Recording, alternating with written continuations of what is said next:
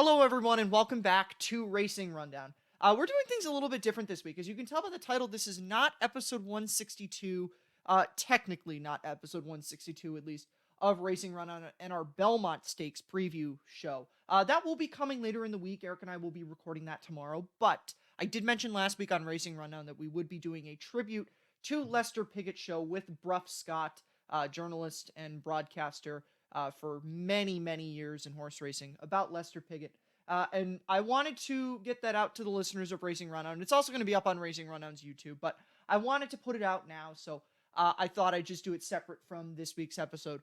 I may or may not include it in the actual Belmont Stakes episode as well. Probably not, but I wanted to get it out now initially because I wanted to get it to the podcast listeners. So this is just an introduction to that. I'm going to turn it over now to our interview with Brough Scott. Hello, folks, and welcome back to Racing Rundown. I had mentioned last week that we were not going to be done talking about the Epsom Derby, and I had mentioned that we were going to do something about Lester Piggott, and so I'm very glad to welcome my next guest on Racing Rundown, journalist and broadcaster Brough Scott. And it seems like an understatement to introduce you as that, but I really appreciate you taking the time to come and talk with us for a little bit about Lester Piggott. No, it's very good to be talking to speak to the other side of the Atlantic. So I wanted to ask you first, before we get into some of Lester's career and his accomplishments, I wanted to ask you a little bit about your personal experiences with him. I know that you've talked very eloquently over the past week or so about the experiences that you've had following him throughout his entire career, as his career was very close throughout the entirety of your whole life. So I wanted to ask you just about, before we get to anything with Lester, just about your experiences with him throughout the course of your life and career. Well, he's 7 years older than me. So when I was 5, he was 12. And when I'm 5, I'm just about seeing headlines in the papers. My father followed racing a bit. We were living in sort of war-battered London then. But when he was 12, so it's 1947, he won his 48. He won his first race as a 12-year-old, so he was a sort of pre-teen sensation. He then was riding in the Derby when he was 15, so by then I'm 7, and he's winning the Derby when he's 18. And so because I followed racing with my father a bit, and then when I began to start riding myself, I got very keen on the idea of race riding. And so if you're thinking of race riding, the sort of hero is Piggott. So he was, in one sense, he was my first great hero. And so I knew all about him and his ups and downs and everything else. And then when I came to be a professional jockey, I met him on that sort of basis. I remember I actually rode with him because I was a jump jockey and he was a fat jockey. But I rode horses that he'd ridden and he rode horses that I'd ridden. And then when I stopped riding, which was really soon because I wasn't either good enough, strong enough, or brave enough, 3 good reasons not to continue as a professional jockey, I became his ghost for the first 2 years of when I stopped riding. He never. Ghosting Lester Piggott was a bit much, Jack, because he wouldn't say probably 1,000 words in a month, and you were meant to produce 1,000 words a week. So there was an element of invention, but it gave me an excuse to see him every week. And I got to know him and get on with him very well and enjoy the experience. So he was a complete law unto himself, and no one really knew what he was going to do next, which is part of his sort of mystique altogether. So I wanted to, you referenced some of his early Derby rides. Obviously, he won his first one in 1954, but how remarkable was that he was riding, and I don't remember the year off the top of my head, but I believe that he placed in one of his early Derbies. So how remarkable was it that someone at his age, that very young age, was riding horses and they were placing as well as they were in the race? Oh, it was altogether remarkable. I mean, the winning a race at 12 was remarkable. He rode his first Derby when he was 15. And so that was 3 years earlier. And the horse, no one else could get to start. And then when he was 16, he was second and and wanted to object, slightly unlucky. So by the time he actually won the Derby, even though the horse was an outsider, it was, Piggott, he'd been twice champion apprentice, he'd won big races, all the rest of it. It was a sort of, if you look at the Pathé News, it says, teenage idol Lester Piggott wins the Derby. He was already a phenomenon. And that's the thing about him. He's been a phenomenon in his own sporting arena all his life. And therefore, okay, it's ridden for a long time. But when his life finally closed last week, there was very much a feeling of the bell tolling and the shutters coming down. So when he won his first Derby on Never Say Die in 1954, you mentioned that he was kind of already the sensation. So did that just add more to the aura that was of Lester Piggott? And in general, the ride in the race, what was that like for him? Well, it was the ride was a copybook, masterful ride. Always in a good position, and as it turns out, the horse was much better than everyone had realised, and he won impressively. But the thing is, not only was he a sensation, he was the rebel, because a lot of the jockeys were pre-war jockeys who are now in their 40s, and so he's in his teens. His father had been a very tough jump jockey and was very much encouraging him not to be intimidated by the older ones. So it was all the other way around. They were all getting very fed up with him. He got suspended quite a lot of times for rough riding and things. And then, only a fortnight after the Derby, or 3 weeks at Royal Ascot, he was involved in a bumping match, which is almost certainly not really his fault. But the jockeys picked on him in the serious inquiry, and he was warned off for 6 months and made to leave his own father's stables and work at another stable as a stable lad, which is extraordinary. I mean, again, made his whole, same mystique, his whole story was, once again, he was right in the eye of the storm. He was a person who very much, you get these phenomena in sport and in life, their sort of whole temperament and talent takes them to the eye of the storm, and Piggott was always being drawn to the eye of the storm, or the eye of the storm drawn to him. There was always a lightning bolt possible. I mean, when he was 18 and he's suspended, the top trainer in Britain, and a sort of conventional trainer, Noel Merlis, hires him as a new stable jockey. I mean, again, that's all sensational stuff. So he was way, way beyond any ordinary pale straight away. It's actually good that you mentioned Noel Merlis, because I wanted to get to that next. He obviously had the partnership with him, and then he had the decision to strike out from him on his own. What was that like? First of all, or on the first side of it, he's in a partnership with one of the best trainers in the country, and then after that partnership runs its course, the decision that he made to strike out from that, what was that like? Well, I mean, it hadn't run its course as far as Noel Merlis is concerned. I mean, he still got good horses. The year after Piggott left, he won the Derby and the 2,000 guineas on the best horse he ever had, called Royal Palace. But Piggott was already he marched with his own drum, and the genius of Vincent OBrien was already coming, winning Derbies, and the possibility of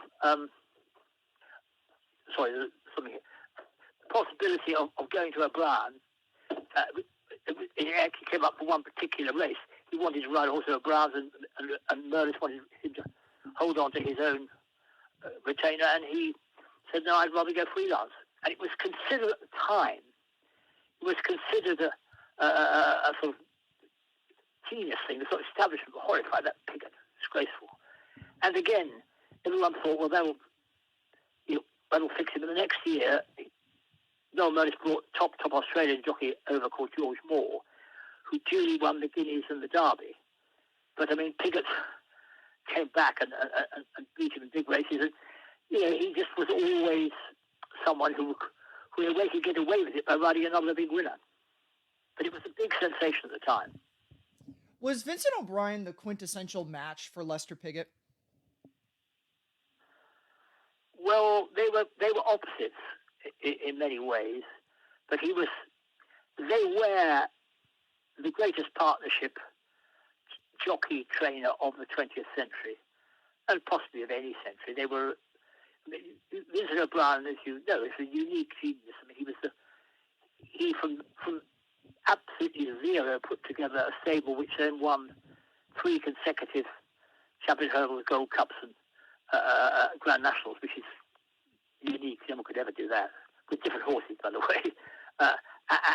And he then switched to the flat, and as you know, then won all the big races on the flat.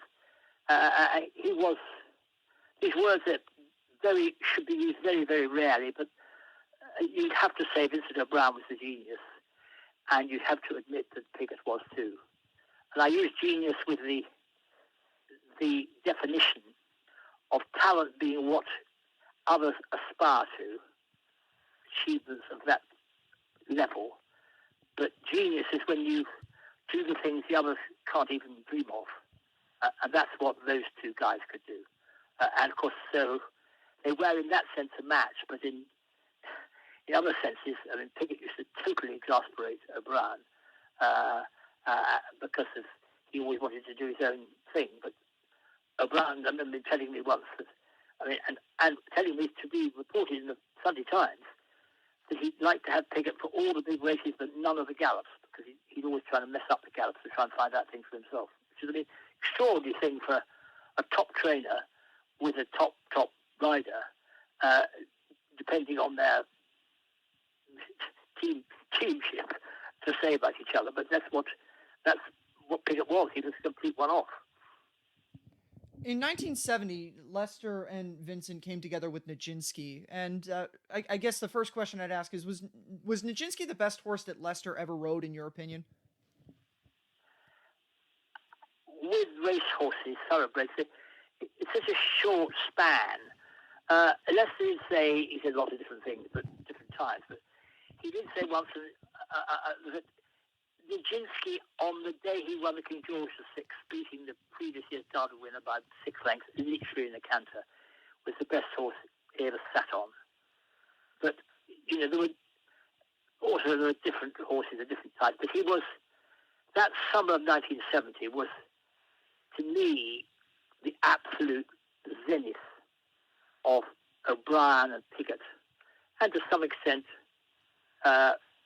flat racing in the 20th century, because the Nijinsky Derby, by then he'd won all his races and been the top horse in Europe as a 2-year-old. He'd come through and won majestically the 2,000 guineas at Newmarket. He hadn't ever been touched with the whip by then, and he'd only touched a couple of flicks to go and win the Derby, and he was being hailed as, you know, Nijinsky, the wonder horse, all that sort of stuff. And indeed, if he hadn't got sick in August and had this very bad ringworm, there's no doubt he would. I'm sure he would, and he didn't. He wouldn't have been quite as upset before the Arc de Triomphe. He wouldn't have got beaten in the Arc de Triomphe, and then rather mistakenly they ran him again a fortnight later in the Eclipse Stakes, in the Champion Stakes, and he was a complete mess by then. So his mind had gone. But if he'd won the Arc de Triomphe, he almost certainly would have done if he'd had clean health, he'd have gone to stud as the undefeated super champion above everything else, because he'd have gone right through 2-year-old top career and 3-year-old top career and done the whole gamut of a mile, a quarter mile and a half. And he was a majestic creature. A bit highly strung, that's why it didn't last, but he was at his peak. I think he was as good as anything Piggott rode. Certainly as good, perhaps the best. Lester had over the course of his career, had some really good matchups with jockey Willie Carson, and I wanted to ask you about the one that they had in the 1977 Derby with, or when Lester was on the Minstrel.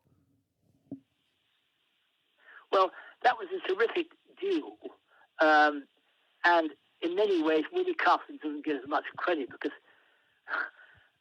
Willie Carson was on a 25-1 outsider and committed for home and nearly won it. And he was telling the story this last week, as we were all having anecdotes about Lester. Afterwards, Lester came up. Lester always muttered, "You made that hard for me. You made that hard for me." Because, it almost, as it turned out, the minister did get the trip quite well because they didn't wonder whether he'd last a mile and a half. And he managed to actually peg Hot Grove back, but it was a deal.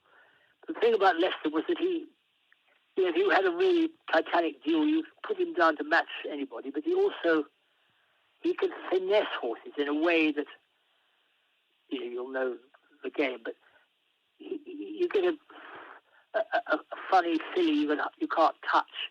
You just have to nurse her through. He'd do that better than anybody else. And if you had to catch hold of a big colt and really send it, he'd do that as well as anybody else. And so he had his range of riding talent was total. It was extraordinary. Because what he had more than anything else was a wonderful understanding of the thoroughbred racehorse's mind. So he could sum them up very well. And he was, as a competitor, very, very determined and very decisive. And by the way, talking about competition, he was utterly ruthless as well. Moving on now to a later portion of his life and career. He retired initially in 1985, and he had everything that played out with his being jailed for the tax situation. And then he came back. So I wanted to ask you about first everything that happened in the lead up to his retirement, and then when he decided to come back. And I'll save the getting to his big moment at the Breeders' Cup for just a few minutes, but I wanted to talk about everything that was leading up into that big moment with his initial retirement, the jailing, and then the decision to come back. What's forgotten is that he actually, when he stopped at 50. He got a place at Newmarket, and the first year he really looked like he got it cracked. I remember going round there. His wife was doing the main running of the stable. There was a very good head lad. And Lester was able to pad around and do planning and just tweak and suggest things, and of course talk to the jockey. And they had about 35 wins. They had a winner at Royal Ascot, and he was enjoying it. And he was, because it looked like he was moving on. He was never going to be a dominant trainer figure calling all the shots. He liked the idea of sort of wandering in and out, and deciding things, but he was going, and people wanted to have horses with them, and it was looking to me as it was really going to work.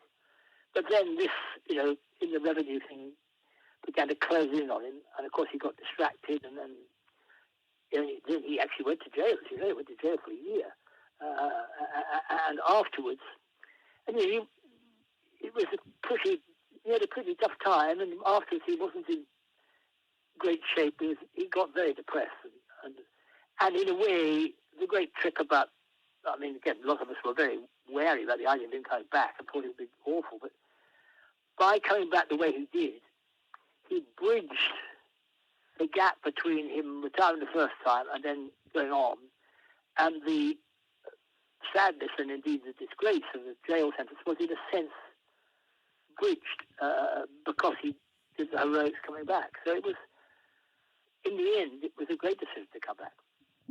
And I wanted to specifically get to Royal Academy now at the moment at the 1990 Breeders' Cup Mile at Belmont Park, and just how remarkable that was, that here is this legend jockey who is less than 2 weeks out of retirement, and with his old partner, Vincent OBrien. And I said something when we reflected on him last week on this show about how, that was in and of itself appropriate, that if it was going to be for anyone, it was going to be for the Vincent OBrien, Lester Piggott team, which, as you mentioned earlier, probably maybe the best trainer-jockey combination of any century, and certainly the 20th century. So I wanted to ask you about just that moment. What was that like for you personally, when seeing Lester Piggott win the Breeders' Cup at Belmont Park, and just how remarkable that was, that he at 54, out less than 2 weeks out of retirement, is winning a race at this kind of level? It was actually quite eerie, because I was doing it live for years back home here, and standing there and seeing him rolling up, and there was, right across the park, the great jockeys, there's an inevitability about that finishing run. I mean, he dropped the horse out. It was like it's a completely sort of vintage performance. And he swung the horse off the turn, and he couldn't win, but he was always going to. I mean, he only won a neck or something. He was always going to win, really.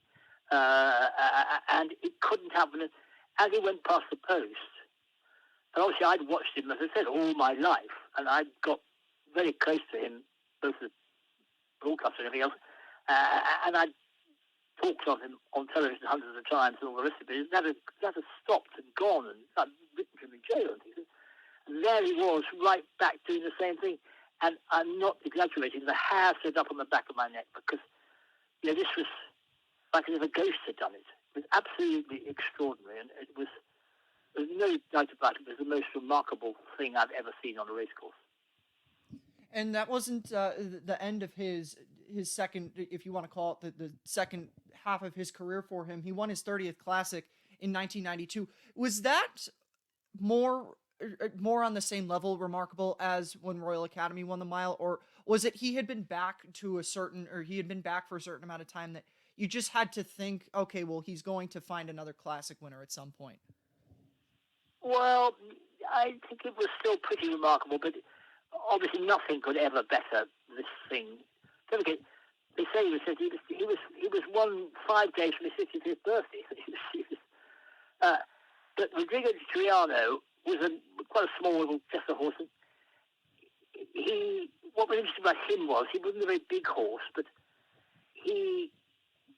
Lester, by his second turn, which is his sort of swan song, he lost obviously a bit of strength and fire, but he still had his nerve, and he had his touch, and he could roll the horse under him. And Rodrigo Triano is quite small. He sort of rolled him under him, and he won the Newmarket 2,000 guineas. It's a beautiful run he got out of him, and he did the same thing later in the year in the Champions Stakes on the same horse. And he was still Lester Piggott. He wasn't what he was, quite clearly not, but he was still this extraordinary talent, and and he still was.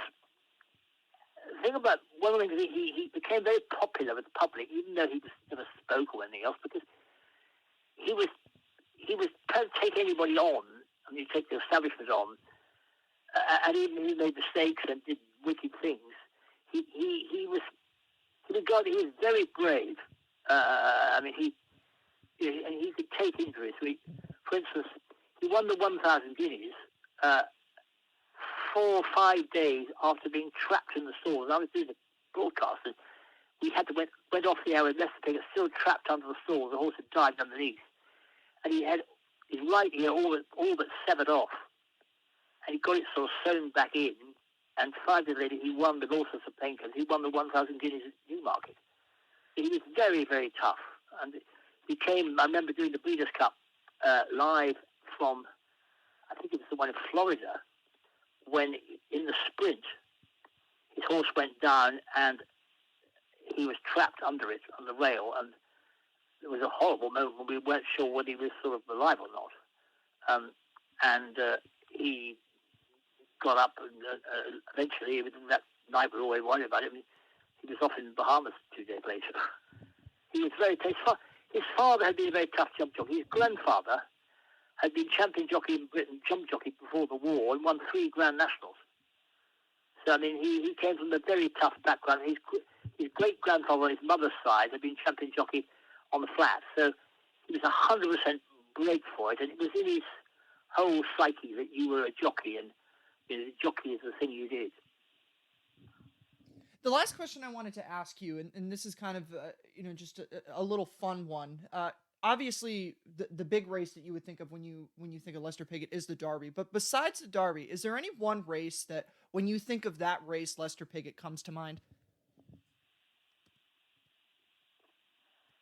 Yes, there are quite a few really. Looking round through them. I think for sheer panache, and it's quite good on the video, so Ivor's Derby is a terrific thing because the nerve to hold, to not go for a horse until the others are ahead of you and really going, and then to deliver the horse like a slingshot and win decisively. He came over to, if you remember, well, you're too young to remember, yeah, but way back, 1968, 1968, he Survivor, who won the Irish Derby, the English Derby, he and the 2,000 guineas, came over to the Washington D.C. International and did that slingshot win, and the American press actually rubbished Lester Piggott for leaving it too late and nearly making a mess of it. And they didn't give it that that's what that horse and that man could do.